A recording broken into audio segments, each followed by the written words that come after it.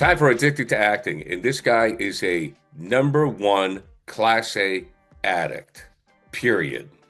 Arthur Hiou, who I met, very grateful to me during the Casey Sherman productions. Arthur has many businesses, very successful businessman, big family, lots of kids, lots of grandkids, and he's still addicted to the insanity of acting. Arthur, why are you addicted to acting? That's a good question. It's been in me since I was a kid. Um, Performing with my brother, we'd run around the house, we'd put one pair of jeans on and walk around like we were Siamese twins, and just I always enjoyed entertaining people. I started out as like a musician. I did some plays in school. What'd you play? Oh, What was your music? What was your instrument? well, I played drums, but I was a lead singer in a band in junior high school and into high school, into college. But before that, I did some like the school plays. Like I was always theatrical, Right.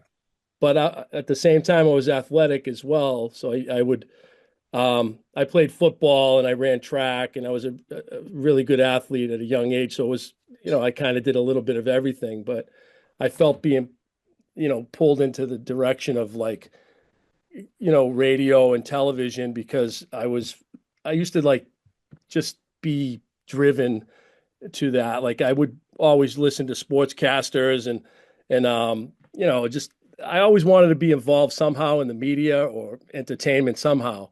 And I was always had my hand in everything, so that's how I got into film and television, basically. Okay, what does it do for you spiritually? Because now you can have TikTok, you can have YouTube, you can do anything you want. But for Right. some reason, we still put ourselves through the audition process. We still get the scripts. We still take the classes. If Casey Sherman calls us, we take our part. We go do a play for free for charity because we love to do it. Um, there's something more than just needing attention. And I want people to understand that. There's something more spiritual about being an actor than just look at me, I think. Absolutely, it is. Um, that is a little bit part of it, especially where people are.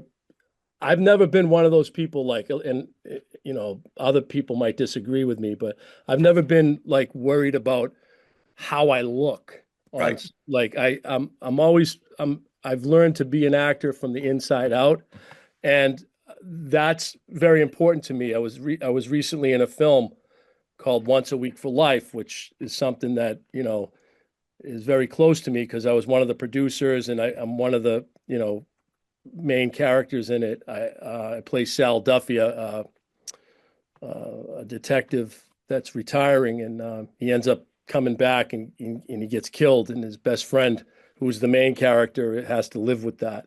But some of my I had to do like it it's it's an intrinsic thing like a lot of actors have, that it's I don't even care where the camera is. I don't give a shit Right. how I look. Some people are like posing, and they overdo it. Now I've been doing some stuff on social media lately because I work with a few influencers now, and I'm not very savvy with that end of the business. And I've worked with these Boston deli guys, Prosciutto Poppy and Tommy Garino.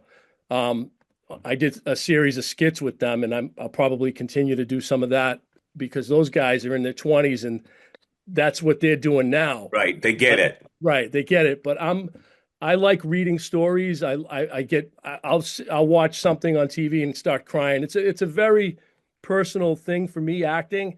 A lot of people, when I was first starting out, um, I did a little background work just to learn how it works on movies and stuff, like for the last 15, 20 years. And I realized that that's not the direction I want to go in. And oftentimes the auditions we get are not really, they're like they're just a very small role or something that doesn't give you a chance to be who you are as an actor. And I've recently I've discovered that, I did this independent film. I got involved in it and it's doing well. It's streaming on Apple TV, Amazon Prime, Well, pay. tell us about the story. What is the story about? The story's about uh, a guy named Adam Galanis.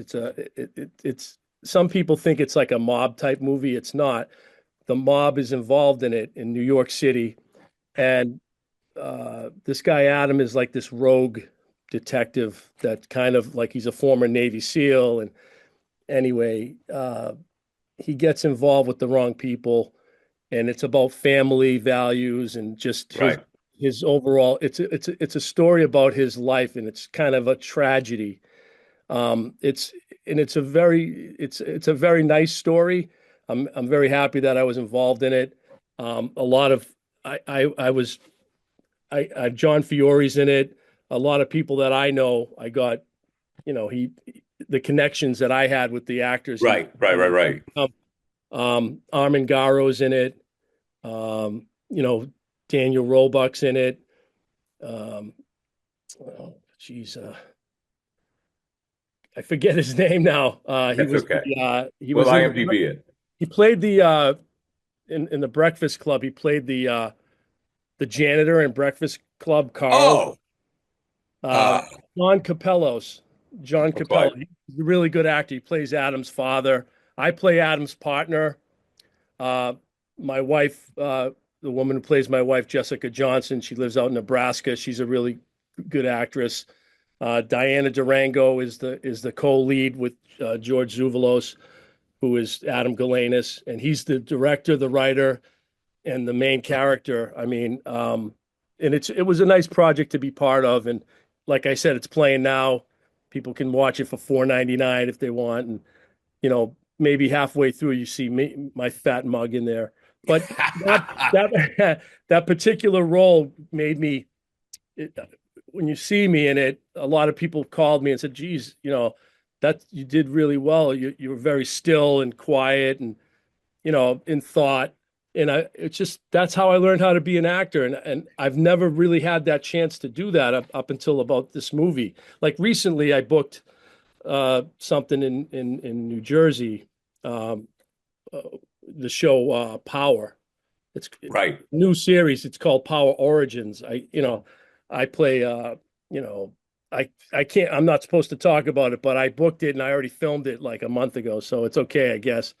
I played a fire marshal in a couple of scenes, so it's a good role. I'm not going to lie, and I'm so happy that I got it because I've been really plugged into the New York Right. acting scene as well as some of my friends. I don't know if I don't always touch base with the people, but like a good friend of mine, Ronnie, Ronnie White Jr., and we Sure. him on stage with Casey. He's doing quite well, and I'm very happy for him and proud of him Yeah, because he's doing some police series work.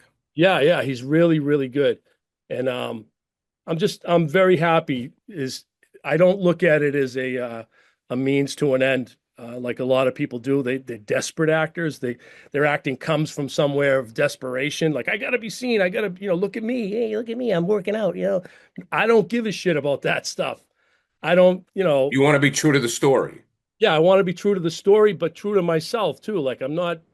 I don't seek the validation like some actors do.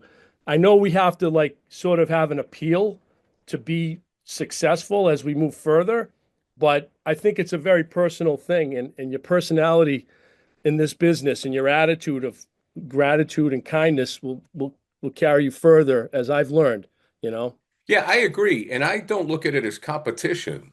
Ronnie's a great guy. And, we know a lot of people because, I mean, I met you because of Casey. I met so many people because of Casey doing these fundraising projects in Boston, doing these Right. plays. And when somebody gets work, it's like, that's great. I mean, Absolutely. somebody gets work. That's fantastic. One of the I'm group, genuinely happy for people, especially yeah, somebody's getting people like some work. Ronnie. Like I met Sean Fitzgibbon some years ago. He's doing pretty well. He's a Good good guy, guy, yeah. very humble. You're a clean cut guy, and not. I know that you get these like because you're sort of in the media and Right. that's your background, but you're a really good actor, and it kind of like you don't want to be pigeonholed into being like the reporter or or this or that. Well, But it's hard. Yeah. I mean, like you just said, Arthur, and let's speak about that. The fact is that you were on this film and you get to stretch your wings because, casting looks at you and they're going to go, Arthur, okay, Arthur can come in, he can be a detective, he can be the building inspector. I can buy something at the meat counter. He right, can run the liquor yeah, store. I mean, like you absolutely, just go in, like you just show up and that's it. So you right, have an opportunity to stretch your wings. What I had to do, the newscaster thing got my SAG card. So it's great. right, So for that, what I had to do was actually, turn down some auditions as a newscaster where I just went, and I got a senator because of it. And then, I got the chair company because I just had to break that mold because, but that just because, listen, I auditioned for one the other day. I didn't get it. Just, it doesn't mean I'm going to get it, but because of what I did, it got me in the door. But you're right. You have to break the stereotype. And for actors, and I think a lot of the young people, the people you're working with, they know this because they're making their own stuff. Like right, you were able to be a producer and go to work on this film and do something cool, you know. right. So you got to do that. Else, you're just going to keep getting the same stuff, which is fine, which is great. It We're is grateful, but we're not in exactly it for the money. no. No, you know. Oh, that's why I like doing this. I mean, I don't like not making money, but with Casey, for example, it gives us a chance to become like you were like, what were you, Norman Lear? Oh yeah, Like you yeah, get to Norman play Mailer. Well, Norman Mailer. Yeah, no, I'm the sorry, first scene I Norman did Lear. with Arthur, because Casey called me up the first time, Right. and these are fundraising performances we do in Boston for Casey Sherman, based on his books. And he and Dave Wedge, he's written with Dave. So Arthur plays a police officer. It was the Hunting Whitey. You're the guy that gets, you got to get Ah, Whitey. So right. uh, I said to Casey, I go, I'll do it, but you got to give me something different. He goes, all right, I'll give you a stoned landlord. That Like was perfect. no one, and no one is ever gonna cash me as a stoned landlord. You know, Right. it's lawyer, senator, which again I'm grateful for, white collar criminal, um, butler, and that's fine. But no one's ever, so I got to do something different, which, you Absolutely. know, it was Right. fun. We had a good time. I always have a good time with you guys. Yeah, we had a what a good great time. ensemble cast we have. And that's me on the stage right there. Oh, there you Um, go. then that's me with Mark Wahlberg working out at F45 gym. And that one, you can't quite see it, is me and Keira Knightley in Boston Strangler, which my scenes got cut, but I was the phone repairman. But hey, You know what, Ridley dude? Scott was there. Um, you know, And people don't this, realize I did 7 days yeah, on Ella McKay, with Jamie Lee Curtis and Albert Brooks, and had a couple lines, nothing. It happened to Sean too. Fitzgibbons had some punchlines. Boom, yeah. we all got cut. And this other one, Widow's Bay, I'm very happy to see a lot of my friends. They booked some nice work Yeah, there. Ian's the narrator. Huh? Ian's the narrator. Oh, Ian, yeah, Yeah, yeah, absolutely. yo, people, yeah, exactly. Sean Fitzgibbon's in it. James Dumont, I saw he had a nice little role. Uh, my friend Jimmy Shirts actually had a little speaking role in that, which was pretty good. One of the fishermen, Robert Marcella, a lot of. I noticed quite a few Local people. people. Jimmy, I had quite a few auditions for that, and I had a veil check for one of the roles, but I think I don't know Mike Malvesti or someone booked that particular one. But Malvesti, that Malvesti. he's a good actor. Very good actor. He's a very good actor. As a I matter of worked fact, he with will him in make an Federal appearance on Hill. this podcast. He will make an appearance on this podcast. Yeah, Um, yeah, you should have him. He's really good. Um, I I think I was in a pilot with him, Federal Hill, right. like 4 years ago. It never came out, but John Fiore was in that. Armin Garo plays, um, you know, Raymond Patriarca, and I played, um, Angiulo. in that, and I had a good role. I was like 14 on the cast list, which was pretty cool. We were all excited, we're gonna, yeah, Oh, you see your name up higher. Oh, yeah. yeah, but it didn't, and it never came. Yeah, well, that's what happens. I mean, It, yeah, and it does lose something. Wasn't Scott Conn in that too? yeah, Scott Conn, Scott yeah, he Conn. Yeah. plays I an mean, animal, what happens is, and people don't understand it when you tell them this, is it is the actual doing the scene. Because right, then when you watch it or you see it, it's not the same. right, For me, it's like I go, "Oh, that's cool." And people go, "Hey, they saw you." And I go, "But I don't get the same right, charge off of seeing it as doing it." right. You just There's no way. I Yeah, mean, I know. I see one of the actors I've worked with in the past on a few different things um, is Bill X and Farris. He's a really solid actor. He was in Defending Jacob. yeah. He, he had like a sort of a funny role in uh, Ted 2, where he's arguing the with Ted. He lives in the same Yeah. house, and they're like, "You shut that, f up," and he's going back. And so I thought it was hilarious, and I met him uh, around the time when they were making Patriots Day here in Boston, and we kind of hit it off with friends. He's Greek as well, obviously, and we worked on Federal Hill together. He's a really good actor, and he's very humble. Yeah. Person. He's a very good natural actor.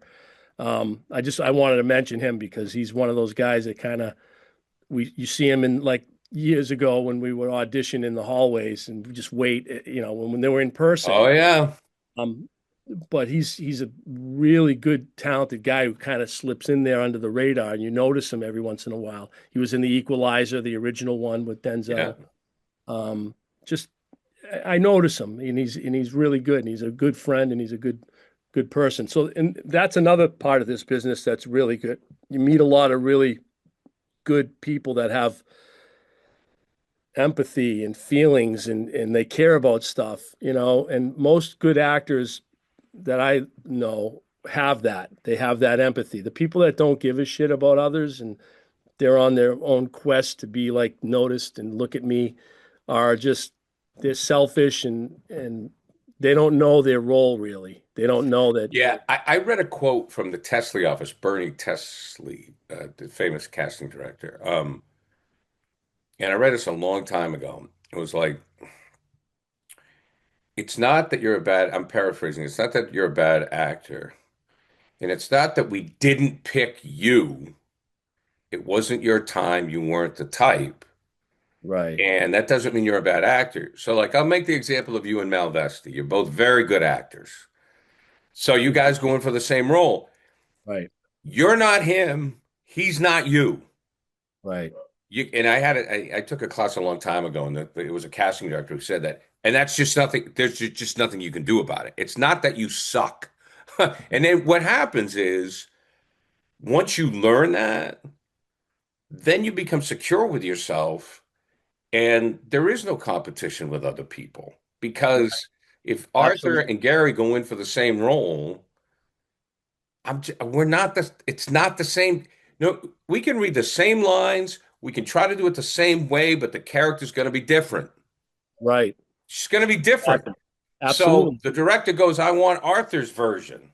Okay, that doesn't. It's just the way it is. And as soon as as soon as you learn that, that's when you can relax. right. I had the holdovers. I had like an in-person callback, and it was like I thought I hit it like a grand slam Right. just for the audition, just to work with the director, Alexander Alexander Payne. Payne. Yeah, Alexander Payne. I had several auditions for that, and the one that they called me in for was the one that Mike Malvesti booked. Right, the And same I'm like, thing. oh, all right, yeah, now I can see. But I was good enough to get, and the guy hugged me, and it was during COVID. When I walked in the room, I had my boots on, and I looked like a lumberjack. I was playing like the guy that sells Christmas trees Right, in right, right, right, Mass. right. And he literally walked up to me. He's like, yeah, he was excited. He wanted me to give him a piggyback or something. And I remember shaking his hand And just before I walked in the room and the door was open, I went before I walked in, I took a glob of hand sanitizer because I figured to open the door, but the door was open. So I walked in and like Lisa LaBelle is in there and Oh yeah. various people sitting there, waiting, watching. And Alexander like got up from his chair. And I know that he's Greek and he grew up in a Greek household and he worked in a Greek restaurant with his parents. So I was all ready to like, just like, hey, the guy there, like speak to him in Greek. And I looked at the sheet and I saw that there was an actor with a Greek name on there just before me that went in. Like, how you sign in? Oh yeah. Yeah, he probably already used You already used it. the Greek thing. So I didn't want to like make it look like it was an ethnic thing, even though we're kind of like connected that way. Right, Uh, right, right. but it was. I don't know if you can hear my dog barking up there. No, you're fine. Don't worry about it. We have some mulch being delivered, and he picks this time to start his barking festival. Let me ask you this. Do you have, because I've asked Ian, we had some good horror stories. I've asked everybody a horror story. Tell me about an audition where you absolutely bombed. I have a good one. There's a movie called I forget now. Forget the name of the movie. It was funny though. It was sort of like a comedy. Um, my good friend Patrick Languzzi, who you know as well, Oh, sure. uh, he booked a role in that. I didn't get the role that he. I didn't audition for the role that he got. Um, and the guy who got the role was what the hell is his name? Oh, Ted Arcidi. He's one of the strongest men in the world. He really good actor as well. We're good friends too. Ted actually booked a role. I walk in and I'm like, it's they wanted like someone who was really like tough looking and like a bigger guy and sort of like, like they said his teeth aren't straight and I have like a gap in my teeth and I figured, hey, I'll go in there. But when I went in very like sleek looking. I had a black shirt on. I Right, looked I think too sharp for them and I was too clean cut maybe for what they right. wanted. But Lisa LaBelle was reading with me and I was anticipating because the actual audition was like there was some dirty dialogue in there, and it was very like graphic. What the guy was telling this person to do, and he wanted the guy to kind of like he was grabbing the guy and making him do something like, "Hey, you gonna do this to me?" And just before we got to that point, I was like, because I'm reading now with a woman, and I'm like, I wasn't comfortable at all with the dialogue, but I did it as well as I could, and Yeah, I knew I wasn't going to get that. When Donald cried, I think it was called I, yeah. something like that. It was like 10 years ago, maybe more actually.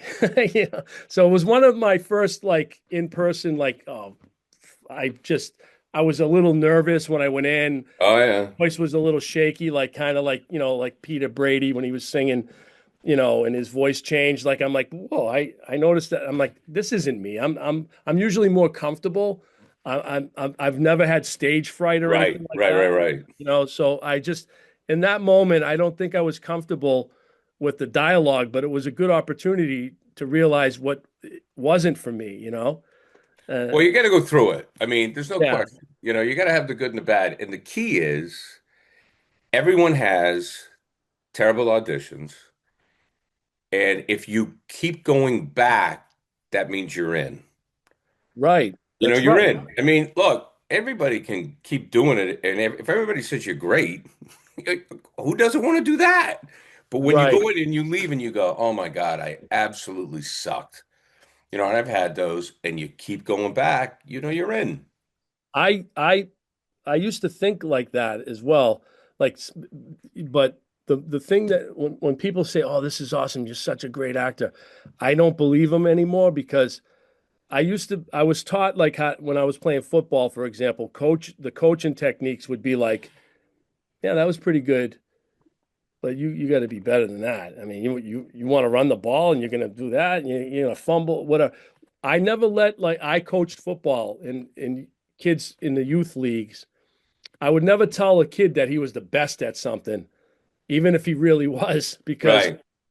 they're not. That's as good as they're gonna get. You Like got to if get them, keep them hungry. they start believing that Yeah. shit, they're gonna think, well, I don't have to work hard. I'm the man. I'm gonna be, I'm the guy. No, you're not, because someone else is working harder. Might not be as talented as you, but is, some people can just do it naturally.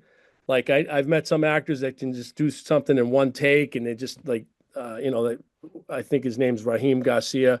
He has a reputation of like doing one take in his auditions or something, and he books an awful lot of stuff. So Yeah, he does. he's a great actor, but if you don't get a specific job or something that you auditioned for, that wasn't for you, and that's just how you got to look at it. Sometimes you have like 100 auditions, and and you come close, and you just don't get it. So, like I did in Widow's Bay. I don't. Did you get? Are you in Widow's Bay? Did you get I'm in? not. Right. So, like, I can name a handful of actors that are spectacular and they're really good. And There's two. Is Widows? Does Widows? It takes place in Massachusetts, not Maine. yeah, it's like well, it's a New England New England thing. Yeah, the town. It thing that could be. kills me is whenever there's Maine story, which I grew up in Maine, I know. Yeah. I can't get in. They don't think I'm from Maine. Yeah. I It got to doesn't. drop the eyes. I go, come Yeah. on out, let's go get some lobster. Which Well. not everybody in Maine talks like that. It's like, Yeah. oh I my know. I God. know. Well, it's the same thing with Boston. The New England accent in the media, it's getting better, but oh, I half got my Dunkin' Donuts commercial with Ben Affleck because of my Boston accent, and because it was legitimate. it was legit, and he loved it. Legit. And it was a national commercial. I'm so thankful. Like, but at the same time, that was my role. I got it. A lot of people auditioned for that, and they didn't get it. But But but the point is, he's a New England guy. He knows what a real New England accent is. Half the time they come right, in but anyways, yeah, I'll never get the only way I'll right. get But it, the only never way I'll say get never. a part in Maine is if I play a carpetbagger, like some city slicker who comes in from outside of Maine, but I grew Well, up in yeah, Maine. or a politician or Or something. yeah, a Yeah, yeah. politician or something. Arthur, this has been great. Any Right. advice for people who want to try this? My advice is, and I go back to what Joe Pesci says in when they were making Goodfellas. I think he's like, I don't recommend it. He goes, do something else. If if you want to do this for a living, I wouldn't recommend being an actor. Uh, but if I can't talk you out of it, you might have a chance at being Well, an that's actor. just it. Yeah, it's You know? insane. It's It's you insane. have to have it. Either if you don't have the heat, the fire, um, just don't do it. Do something else that you're passionate about. Do what Right. you love, and then money and stuff like that usually follows. That's my advice. Arthur Hiou, it's been great talking to you. Glad to know you, my friend. Thanks Thank for you for coming on having the me. Good Act. Thank you so much.